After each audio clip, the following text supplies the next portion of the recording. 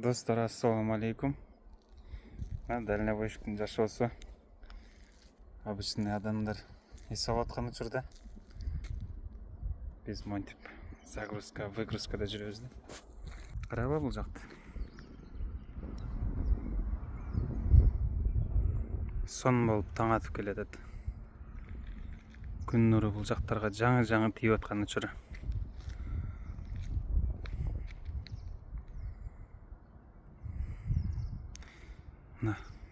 Мен айдап жүргөн машина ушул.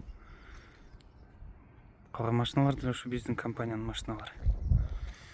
Азыр биз все инструменты деген мына чоң склад бар. Валберс дегендей эле чоң склад да болчу.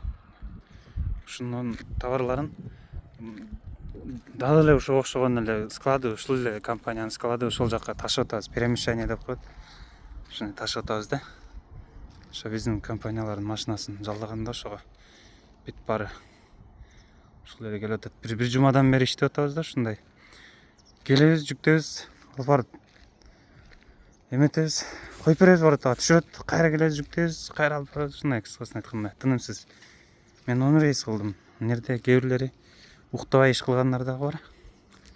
13-төн 12-ден рейс кылып коюшту. Ошо